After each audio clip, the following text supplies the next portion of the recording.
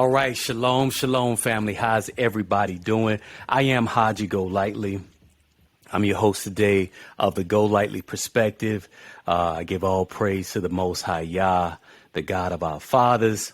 Thank Him for another day in reverence and deference of His only begotten Son, Yahushua HaMashiach, who they call Jesus the Christ. Family, I posted today. We're going to talk about, has your heart deceived you? That's a question. Has your heart deceived you? The reason why I'm asking that question is because in the midst of my day, let me go ahead and turn down my brother Amir Ryder. Shout out to Amir Ryder for the track, Running Back to You. But there was a reason why I wanted to deal with this issue. It's a really, really hot issue because, unfortunately, many of our people don't even realize that they have been deceived. And if you don't know that you've been deceived, that's the best deception. That is the best deception, one that has so much truth that you believe that it's absolutely true. However, is mixed with just a little bit of lie that is deceives you. So if we look at the way that we have come up in the world, you know, we've always been encouraged from a youth. If you look at so many things throughout Disney constantly, if it's Cinderella, if it's any of their shows, if it was The Princess and the Frog, if it was The Croods, what else? I'm just thinking of just different Disney shows where they constantly tell the youths to listen to their heart, follow after their heart. And it doesn't seem like a bad thing on the surface. I think that it's bad for our people. I think that it's bad for those who try to please the Most High, who align with the culture tradition of those people that were in the book. You know, they tended to not look at the world that way. They did not look at their life that way. They didn't even look at their life for happiness. There's so many people that live their life desiring happiness. Now, is that a bad thing? Is it bad to be happy? Is it wrong to be happy? I don't think so. I don't think that that's a bad thing. However, I cannot make decisions just on happiness, just on a fleeting emotion. You understand? It has to be something of a more substantive conversation that I have with myself when I go through and critically evaluate these things. It can't just be, well, I want to be happy. And that has been the messaging for our people for quite some time. We've allowed the ideologies, the philosophies, the theologies to go from our heads, which our mind, I look at it a little differently, family. I look at the mind as, you know, it gives us our ability to use our intellect, to rationalize, to exercise supreme judgment. That's what we do with our mind. We use our intellect and our memory and our cognitive functional abilities. Those are things that are in our mind when we're weighing things on a scale, whether or not something may be right or something may be wrong, whether or not something may be beneficial to us. You have to be able to look at those things critically, consciously, according to your intellect. Use your intellect. Use your wisdom, use your judgment, exercise those things before you make a decision. I tend to make decisions that are not emotional. And that is those things that involve the heart. When it's bypassed the area of your mind, your intellect and your judgment, that area, and it's proceeded down to your proverbial heart, which we refer to, that's the seat of our emotion. That's where logic, cognitive abilities, every judgment goes out the door. when something is in the heart, because that's the seat of things that we hold near and dear, things that are valuable, people that are valuable, or they used to be valuable. Maybe they're no longer valuable because they're not in your life, because you made a decision that was emotional and you did not use good judgment. You didn't use good judgment. Shalom, shalom, Sister Cassie. Blessings to you and your mom, Sister Kim. Man, I appreciate y'all, man. Y'all be rocking heavy with a brother. I appreciate that. Is absolutely valuable. So yeah, blessings to you guys. If y'all out there on the road, traveling, doing your thing. I know y'all up there in the D, you may need on some sleeves. It ain't warm as it is down here in the A. We have to pull out the linen, but the heart is the place and the seat of your emotions. Sometimes you have people that were there that are no longer there because they did not do what was necessary to remain in that spot. And that's the problem with just listening to your heart, which we are exhorted and encouraged to do in this society. Just go by your heart. Just do whatever your heart tells you to do. And I don't think that people really critically look at that. Like, is that a dangerous thing? How has that, let's look at it. How has that messaging helped our people? Just when you tell people to just do whatever makes you happy and just do whatever's in your heart. Because that's a really, really nebulous thing. It's a thing that can transition and shift based on your emotion. You understand? You're not really being logical. You're not connecting, or you're connected to it in an emotional way and not in a way that allows you to be objective, to just say, hey, that's not in my best interest. But I do understand, because I've been guilty. But I think that a lot of us fall prey to these things because of our emotional connectivity to it. I think that, as a man, I follow certain manhood principles that were given to me by my fathers and my father's father.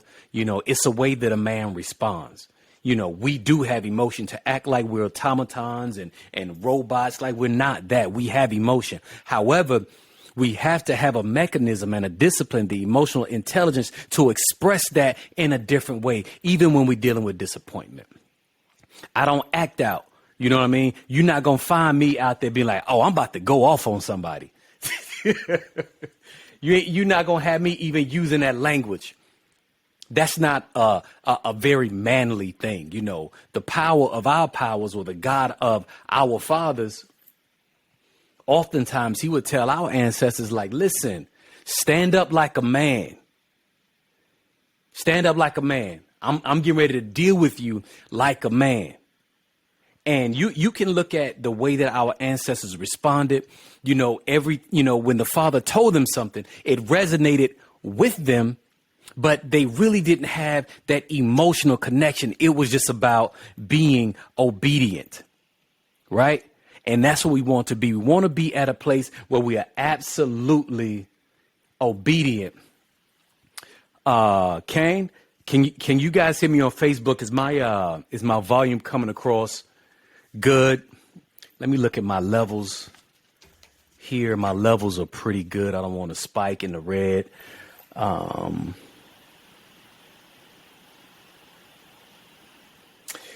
Yeah, man, you already in my class right now. Arya Yehuda, I appreciate that. That's a really, really great comment, where oftentimes in religious circles, in church, and even in the Israelite tradition, because I'm gonna tell you, man, having been a moray, and having been having a congregation and being around this walk for quite some time, not a long time, but it's been under 10 years, but close to 10 years. I've seen a lot, and I've seen people use that very same excuse where they say, well, I did such and such a thing. However, the Most High or God knows my heart. And that's a very, very dangerous thing. And of course, we know what Jeremiah 17:9 says, that the heart is deceitfully wicked above all. Who can know it?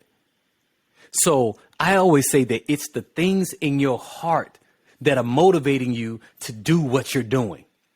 It didn't just occur in a vacuum.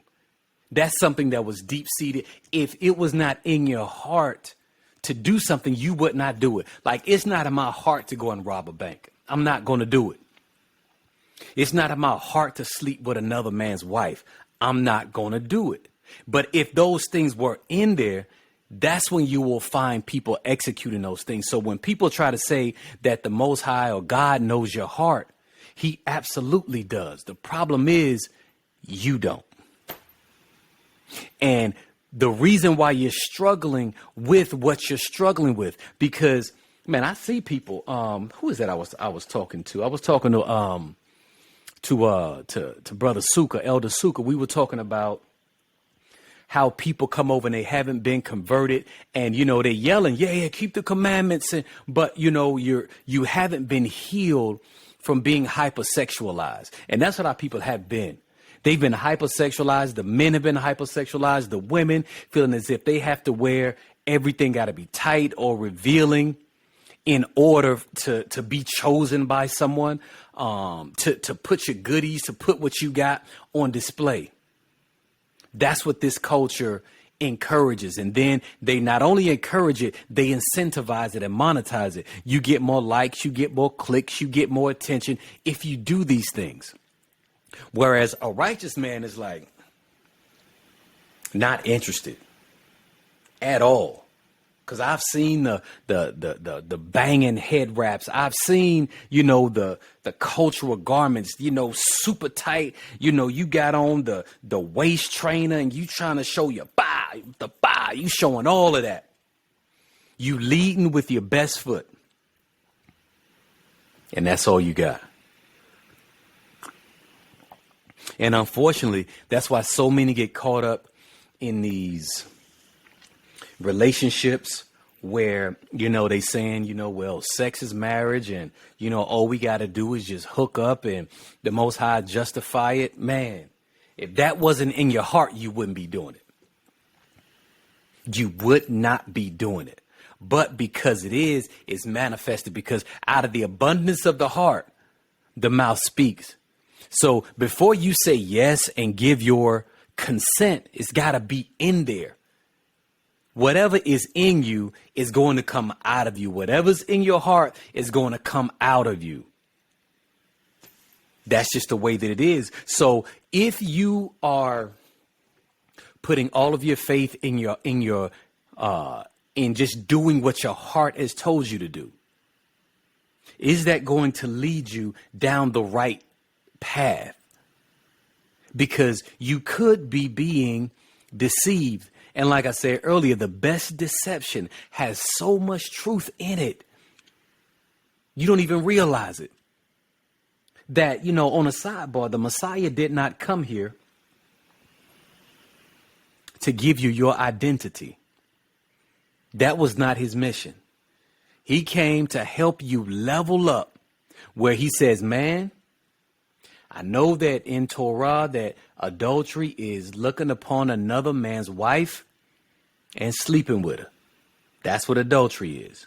However, if you look on that man's wife and lust after her, you've already committed adultery in your heart. Oh, because you've already been fantasizing, romanticizing, just because you haven't completed the act. You've had this whole scenario. You done did everything. You done did it all in your mind already. It's only waiting to be manifest in time. And that is the let me turn this mic down. I'm in the test. I'm coming off in the red. I don't want that. It's manifesting because those were the things that were in you. So if we can just begin to to look at the things that are in our hearts. Ask yourself, where did I get these ideas from? Who gave me these ideas? Who gave me this theology? Who gave me this philosophy? Who gave me these things that may or may not be benefiting us in the time that we're living in? Some of the things that you're subscribing to may be anachronistic. They may be going against new information that we're having out or that's being released. Some of us that grew up in a Christian perspective, deep down in our heart, after we had watched all these different episodes of Left Behind and read the books from Tim LaHaye and all these people, we really, really held deeply in our heart that the next prophetic event that was going to happen was the rapture. And y'all know I tend to not deal with doctrine, but you have to look at those things that are in your heart, because I have those that are in the Israelite tradition still basically advocate for a Hebrew rapture, that the Most High is just going to come and pick us up and swoop us, and we just going to be gone off to the wilderness. I hear it all the time, the way that people posture these conversations that they have, acting as if they won't have to do anything. So I had to look in my heart before I could throw a stone, which I'm not doing, but before I could say anything about anyone, I got to make sure that I'm right. Because I just had a conversation with my brother. This is going in another direction, and I'm going to come back. I ain't going to go too far. I'm going to come back, y'all. I just had a conversation with a brother who's moving to Africa. This is something that I've been pondering, considering for over 15, 20 years. This isn't just Haji come lately. You understand? This is something that I've been considering, planning, strategizing, considering, praying to the Most High about for a long time, even before I understood all of the prophecies, before everything started to be unlocked and the seals started to be broken on the information, on the understanding. I had that desire in my heart. And that definitely did not come from the dominant culture, because they try to get you to believe that everything over there is, nasal bones and and facial flies. You know what I mean? Starvation. But, I'm going to the continent this year. And that's all I'm going to say. I might release a little more information later because I'm going over there, man. I'm stretching my legs. I got the green light. So, more information will be coming about that soon. I'm going to be documenting the whole journey. The whole journey in France, the whole journey going to Kenya, to Tanzania, to Ghana, to Nigeria. Yo, it's getting ready to be a whole lot going on. The Most High say the same. But that's something that was in my heart. I feel that was placed there by the Father and now is being made manifest. So that brings up a whole nother issue that, within your heart, can you question what has been given to you? Can you question those things that may or may not be valuable? Because, I really wanted to play this video. That was a compilation of many of the Disney movies that they're just constantly just telling the children to follow what was in their heart. Follow what's in your heart. And it seemed to be not a bad thing, but it just gets them to exercise their judgment. It's the same thing that the serpent did to Eve. Just really, really subtle. Surely you won't die. It's that real, real slick part. You won't die. You don't have to do all that. It doesn't take all of that. So when you're looking at these things, I look at it as if it's only two types of thoughts, family. It's only kingdom thoughts and then everything else. Kingdom thoughts and everything else. If those thoughts are not aligning you with the kingdom, you cannot let them take seat in your heart. You can't. Where you start to value it and entertain it and wrap your emotions around it. Anything that goes against kingdom principles You have to devalue, throw away because it's trash. See, some people are just trying to live in this culture as if they don't see everything falling around us. The influence of America is falling, is shaking. The dollar is falling, is shaking. I didn't say that it was done. I didn't say that. Don't put that on me. But when you are able to see that these things are devolving, where society is devolving, you have to look at the things that are in your heart and say, do I still value the things that have been given to me by them? Am I trying to set up this Americanist type, American theology, philosophy, and then just wrap it in a head wrap or throw some fringes on it and then boom, it's all good. Hey, shalom, shalom, Elder Asa. Bless you for joining. Appreciate you. Hania, appreciate you. Thank you. Bless you. I'm almost done. But what I've been talking about is, has your heart deceived you? Has it? And if so, why is it so easy to deceive you? With all of the information, with all of the inspiration that is coming out now, why are our people so easily being deceived and just going along, subscribing to what's in their heart versus what are the principles that have been given to us? Because the principles that have been given to us by the Most High are eternal. That's what we want to align with. That's what is going to be beneficial to us. That's what's going to help us get our mind right and get on the right path. Those principles that was passed down to us by the patriarchs, by our fathers, by the Messiah, that are going to help to catapult us into a whole nother realm, into a whole nother consciousness, a totally different paradigm. And that's the perspective that I'm sharing. Is this perspective of, like I said, it's either kingdom perspectives, kingdom thought, and then there's everything else. Go back and look at what the Messiah said the kingdom is like. And then weigh what you think, feel, and believe, or what's in your heart by that measure. The kingdom of heaven is likened unto a householder. It's like a man that hid a treasure. And it's likened unto the parable of the 10 virgins. 5 of them was wise and 5 of them were foolish. Look at the things that the Most High, that the Messiah equated the kingdom to, and see if you have any issues with those things. If you do, that means that you got to change. And if you don't change, that says, hey, I'm not ready for the kingdom. You're not kingdom ready because your heart is still getting out some things. And we all have to be converted. We all got to have our mind to be transformed and have our mind renewed. It's a process.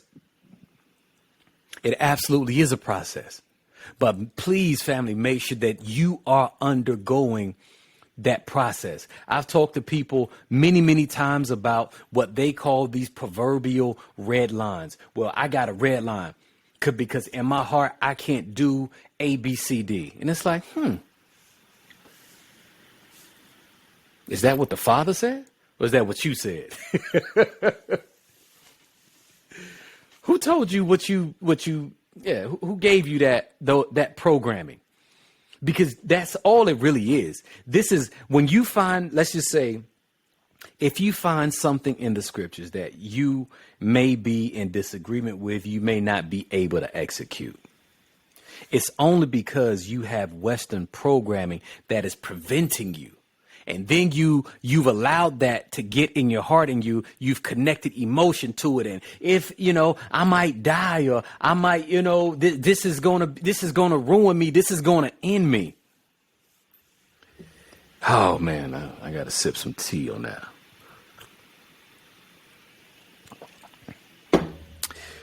Oh, yeah.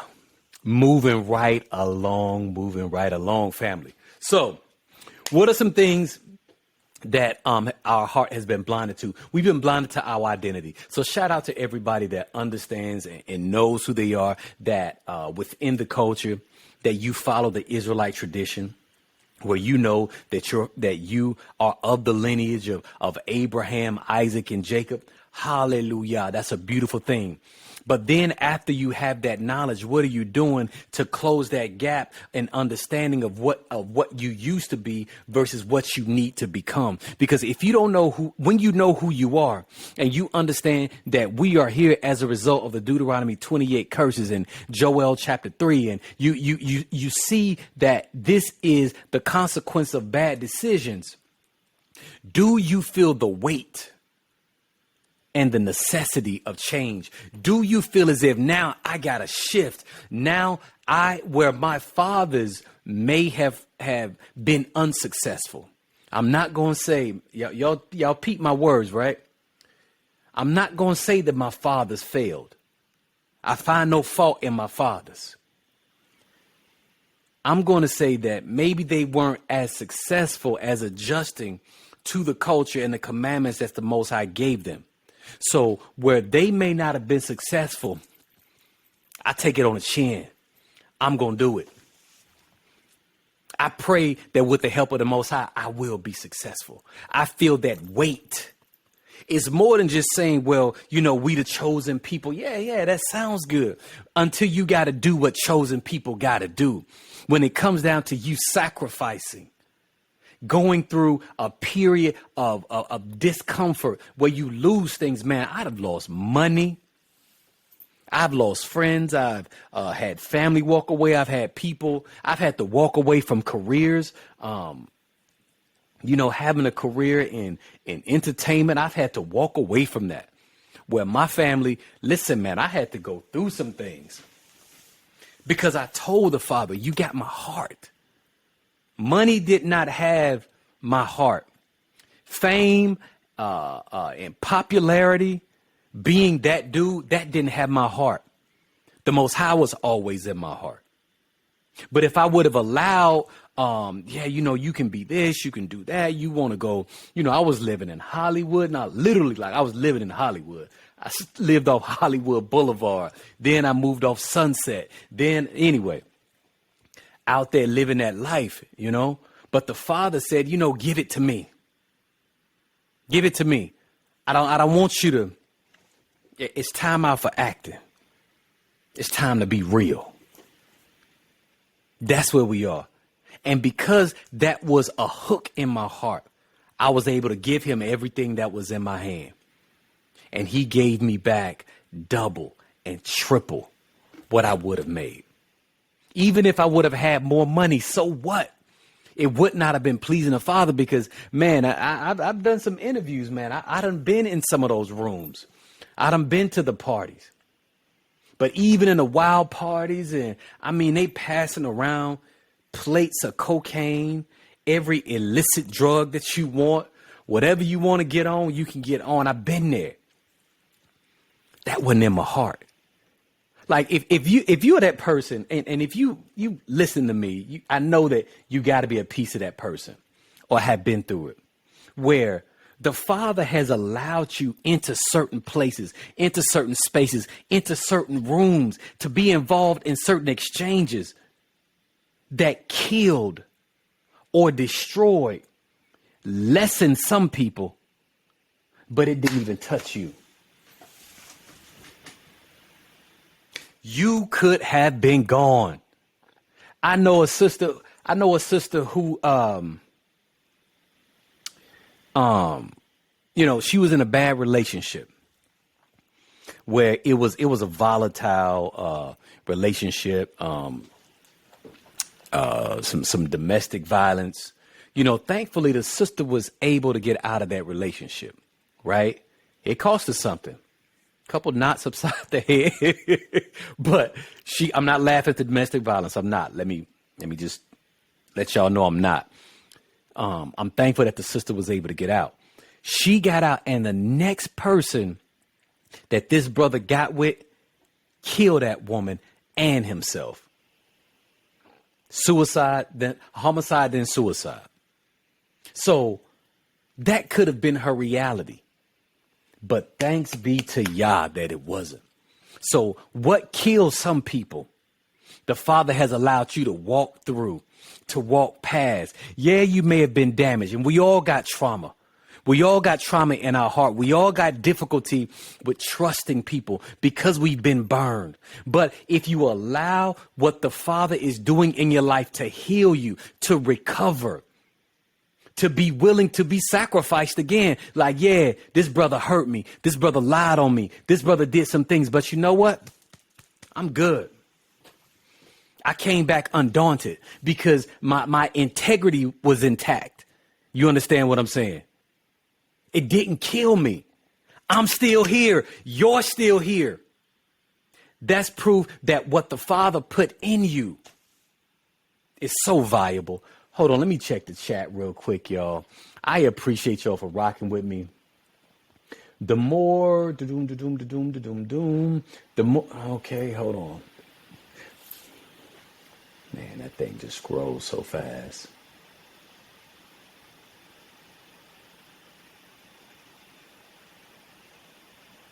The more we see Africa in real terms told by our people, the greater our desire becomes. Absolutely. Absolutely. Yeah, I'm going to Africa. I'm doing a multi-country tour. I'm rocking. But let me be quiet. So now, we have our identity. Now our identity is in our hearts. We know who we are. But now we're purging. We're getting out the old leaven. We're getting out the things that were given to us by our oppressor.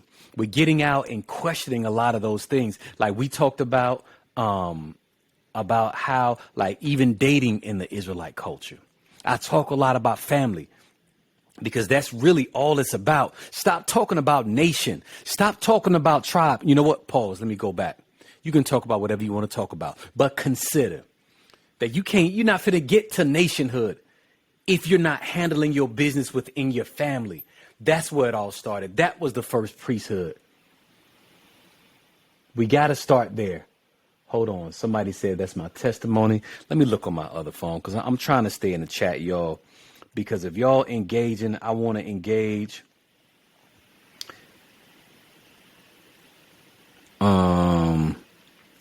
Hold up. Wait a minute. Andrell said, that's my testimony. Been through hell, but baby is better. Hallelujah.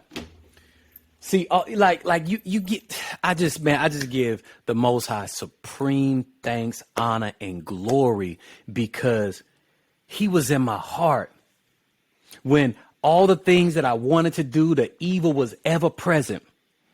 But my heart wasn't deceived. My heart believed. My heart believed in the messaging and in the principles that he had placed in my DNA that did not fail me, and it did not fail you. He cannot fail, y'all. As long as you operate according to this, you will not fail when you put value in the principles and the Hebraic alignment that he wants for you and your family. And it's not going to be easy. It's going to be difficult. But if it's in your heart, no, not if. I'm sure it is. Because it's in your heart, y'all going to be okay. But just don't let your heart deceive you. Don't let your heart deceive you.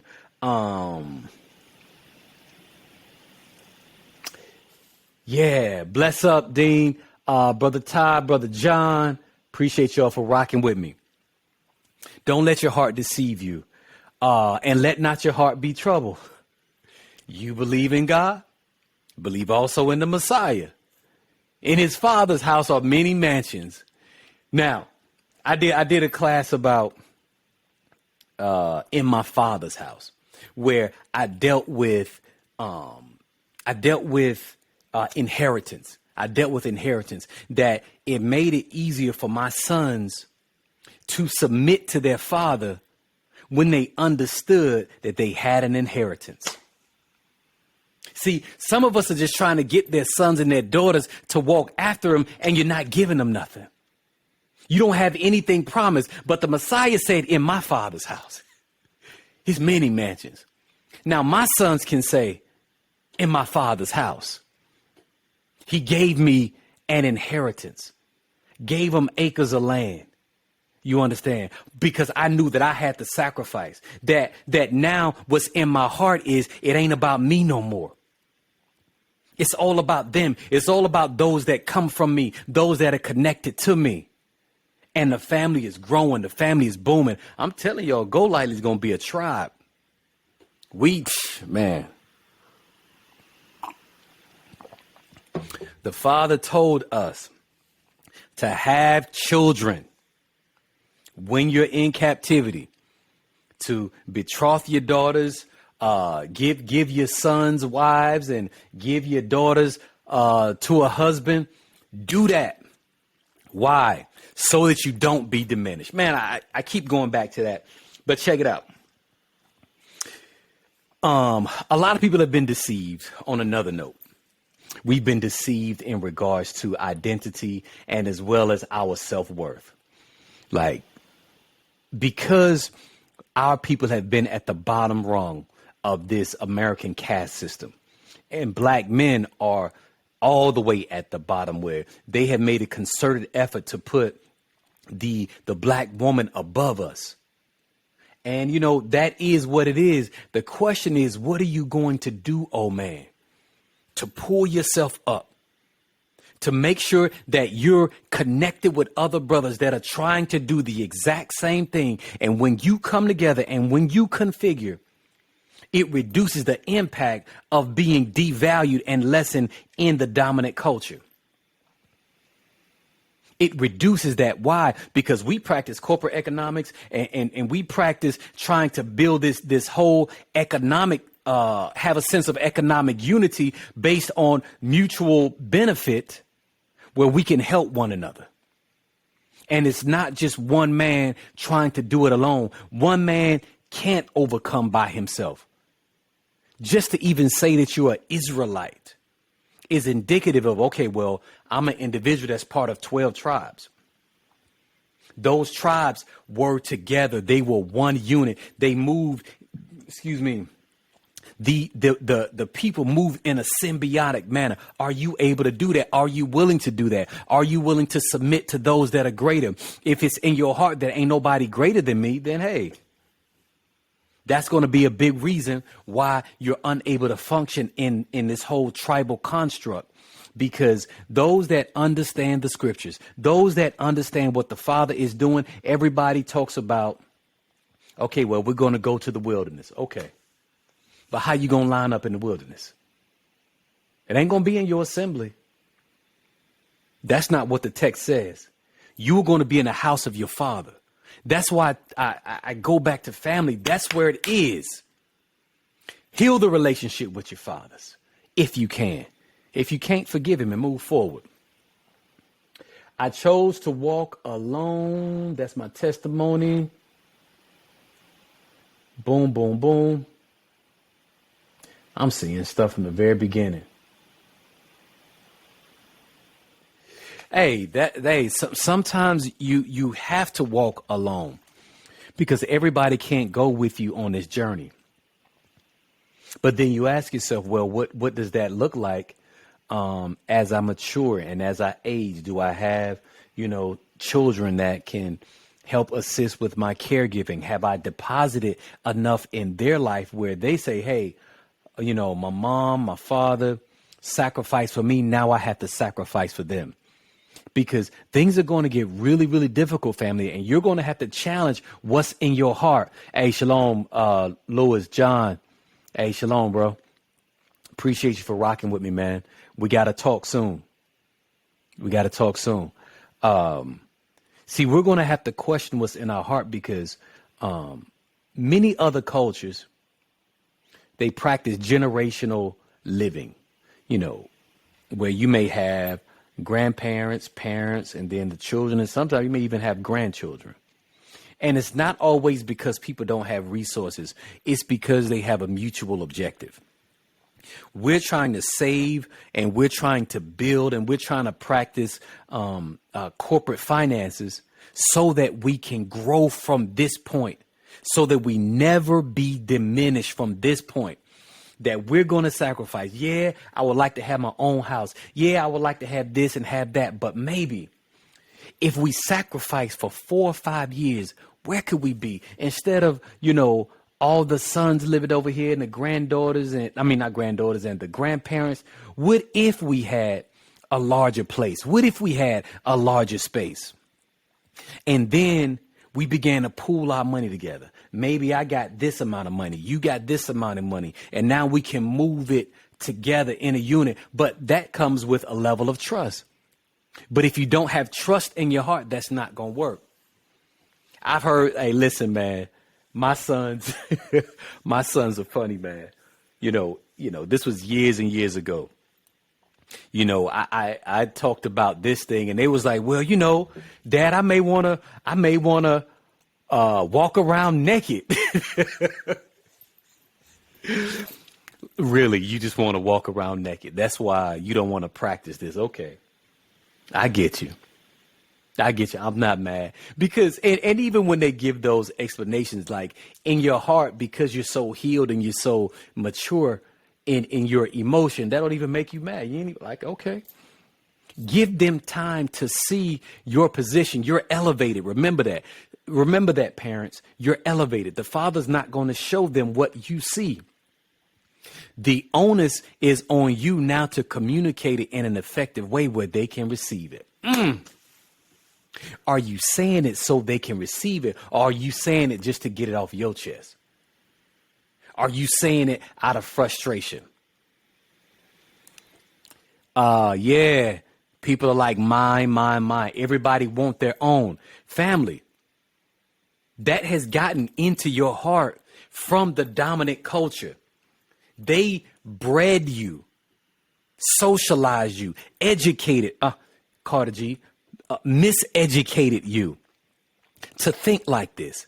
That's the paradigm and the banner that you're walking underneath. And there comes a time where you got to question these things. Who told us? Why is it in our hearts to kick our children out at 18? Who in the hell told us that's a good idea? Because I've had 18-year-olds and their mind is just like a damn 16-year-old. You just got a little more hair on your lip. But just because you've reached that number, doesn't mean that you're there psychologically, that child is there. He may be 18, but that boy does not need to go off to college. Who told you he was ready? See, the system benefits. They consume your children. They consume them, chew them out, and chew them and then spit them out. And by the time they get back home to you, you don't even know who this child is. They saying some stuff. It's like, what? Where did you get that from? They got it from the people that you gave them to. You sent them to them and told them, listen, do everything that they say, obey them, get your lesson. I'm paying for you to go to college. You better listen and get your good grades. Now, I'm all for university. I'm all for being educated. I'm with that. It's necessary. However, I go through a level of deprogramming with my children. This is what I do. Not telling you to do it. When they're going through these Georgia history programs, and they're going through historical figures. They're dealing with civil rights, or they're dealing with slavery. When they're dealing with politics, when they're dealing with religion, we have sidebars where when we deal with Darwinian theory, when we deal with evolution, we deal with it. We have these really tough conversations where our oppressors, our former enslavers, they have their education system. And education is a weapon, family. So that's why you got to be careful what you allow to get into your heart. You can read the answer to the test and answer the question properly without believing what the hell they just said. All I want is the grade. All I want is the paper so I can be able to operate on a higher level and get this managerial job. That's really because I don't believe what y'all saying. So when I have these conversations with my cubs, and I call them cubs, I don't call them kids. Kids are baby goats. Goats are naturally rebellious and difficult to control. So I understand that there's life and death in the power of the tongue. I knew that I did not want to speak that vibration over my children. I'm not telling you what to do. That's just me. I'm a lion. So I call them cubs. I got cubs. We had these conversations about evolution, about world religion, about history, about slavery. I take those moments to deprogram them. That's where those are the beautiful moments so that they know how to interpret the data. Don't let your open enemy tell your children how to interpret the information. You tell them how to interpret the information from a higher experience, having been in the culture, having experienced it for yourself. Now you got greater understanding. It's not just head knowledge. It's wisdom. It's the applicability of a thing, because they don't have that. All they know is what they told them. All they know is, who is that? Nika want to be in the video? What's going on? Hold on. Let me, I can bring you in 1 second. I ain't mad at that. What is the applicability of the things that they're teaching? Right? Does it apply to the culture that you live in? Or do they go off to school and then they begin to identify with the dominant group because they no longer want to be marginalized in the secondary group, which they come from? They begin to give all of their talent, skills, ability to the dominant group and only want to subscribe and identify with them versus the culture that you've been trying to give to them. Man, I've been reading this book. Hold on. Y'all should check this out.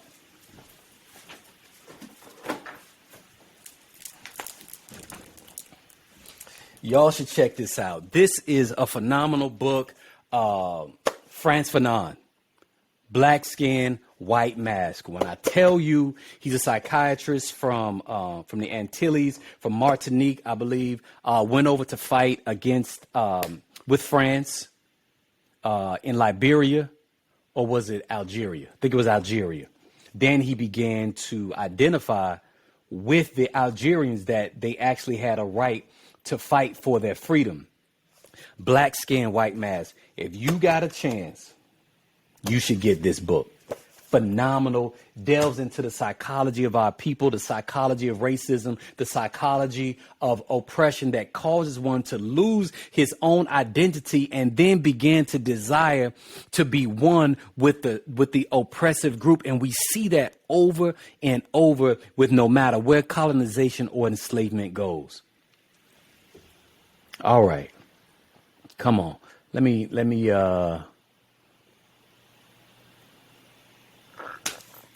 I got somebody coming on. I ain't mad. Oh, you did that by mistake. Okay.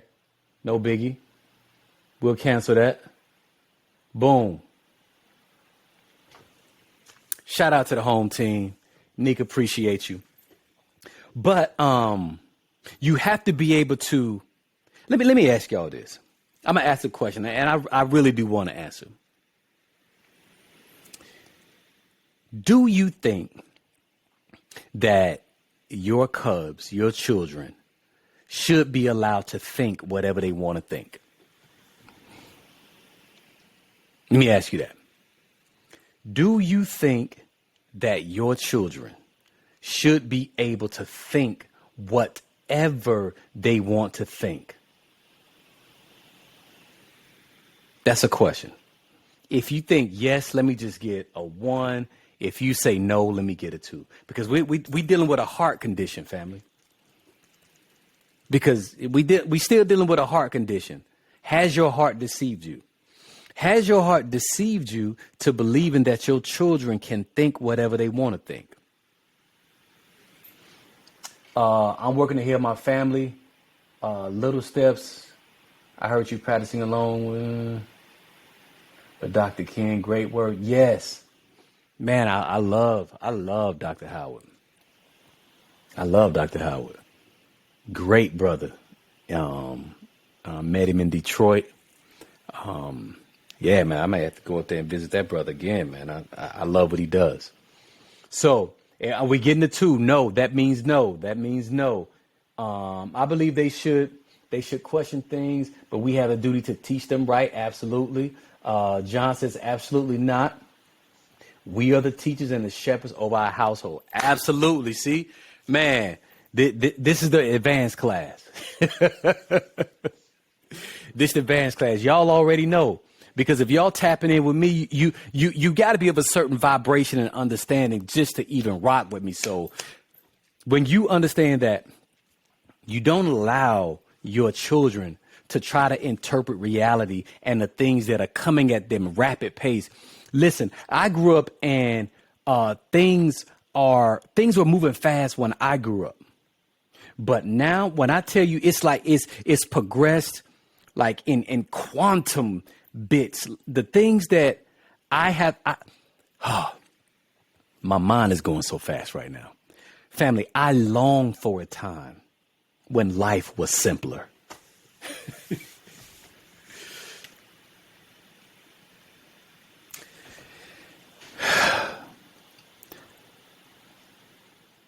I moved outside of the city of Atlanta and opted for a different lifestyle because it was in my heart. Didn't want to be in a hustle and bustle. Didn't want to be, so close to my neighbors where I can smell the chicken that they frying. Y'all with me? Y'all picking up what I'm putting down? Like, I did not want to be that close. And I understand some people don't have a choice. This is not right or wrong. I'm just saying I did not want that. So now I can go out and I can sit on my porch. I got a rocking chair. And sometimes I just sit out there and I just sit and I just have to stop because you are moving so fast. I mean, teraflops of information are coming at you rapidly. It's coming so fast that it's hard to process. Now, you are a mature male, man, woman. Imagine how it is for children. Imagine how it is for this younger generation. They are like getting hit from so many different directions that you have to interpret this phenomenon for them, or that power will overtake them. They'll be submerged in it. You got to give them context, texture, hue, value of these things. They can't do this by themselves. And if you allow that, this contaminated seed will get in their heart and you'll be like, man, who is this child? Because I want you guys just to consider something. They should question the things from a dominant society, not from their father and mother. Hallelujah. Absolutely. If you keep your children close, I mean, love on them, discipline them, have conversations about what's going on in the world, current events, so that they can see the world through your mature lens. They won't understand it, but they'll see it. Then they'll get to a point in their life, they'll be older, then they'll be like, that's what Abba meant. How many of y'all have had those moments? You didn't even know why they were saying it, but it's like, okay, Pops, if you say so, appreciate you. And you just store it in your memory banks. But then it went from your memory banks down to your heart. And what brought it back up from your heart is that voice. And that voice may be gone now. Or they still could be, they still may be here. And it was a situation that was parallel. And then you brought up that voice, that memory, and then it began to make sense. I mean, I could put it in the scripture form for you. Train up a child in the way that he should go. When he get old, he won't depart from it. But I always tell you, those that know Torah, hear Torah, right? Loving them is not being one of their little friends. And this is a truism. You can't, even in child rearing, your job is not to be their friend. It's not. You should be relatable, but you're not their friend. You can't become so common with your child where they looking at you and be like, oh, nigga, please. Tell you need to stop. Tell you they don't believe what you're saying. This is what happens when you become too common. Raise the standard, family. Don't allow them to look at you in an elevated position because you've lived the things that you've talked about. You've been a great model and example for them. Therefore, they are without excuse. They can't say that my father wasn't there. They can't say that my mother didn't love on me right. They can't say it. And we don't want to give them those excuses anyway. Okay? Excuse me, because if you do, there are consequences to that. It's consequences to not allowing these permanent principles that have been given to us by the Most High to permeate our minds and then move down into our hearts and let it sit there at the seat of our emotion, that no matter what comes or what goes, I ain't going nowhere because it's in me. That's what should be. All right, family. I love y'all. Appreciate you because the principles never fail. Subscribing to what the Father said, what he's given us. And it doesn't even, you don't even have to follow, a certain tradition. It's not based on that. It's not based on your identity. None of those things. Let me read a couple of these comments. And if anybody had a question, come on, talk to me. I got a few minutes. Got the narrative. Very well spoken. Thank you, Brother Jimmy. I tell my daughter that all the time. Very good. At no point should we see a parent as an equal. If they do, it keeps going out. They're completely out of order. Absolutely. Absolutely. Double-minded parents, it results in being confused. Yes. When I see parents getting high and partying with their children, it breaks my heart. Oh, man. You talk about a heart condition. Partying, getting high with your children, man. You are serving a bad example. I'm not going to tell people what to do, but look at the results. Just look at the result. Look at how they view you. Look at how they talk to you. You become a friend. You become an equal. You lose the moral high ground. If you doing what they doing, what would they aspire to? They should always see you as above. I see my parents as above. They've always been a great moral compass. My mother has been a stalwart in that area. I appreciate you. I venerate her. That's why I ain't got no problem with loving black women, because I love my mama. Black women, it's a lot of stuff that has to be addressed, but I love you. I ain't gonna replace you. I'm not gonna subscribe to some of these other doctrines that say that all these other cultures are Israelites and you can go and get some of them. I need a Judite. Oh, I love my people. I love my people. So that's all I got, family. I read all the comments. Thank you guys, everybody, for joining. May the Most High bless you and enrich you. Anything before I go, family? Any questions? Any questions? Any questions? Any questions? Thank you. Appreciate you. Hey, I appreciate you too. But I just need for you guys to understand at the end of the day. But when I leave, you remember I said with the last words on my lips, that I am a revolutionary.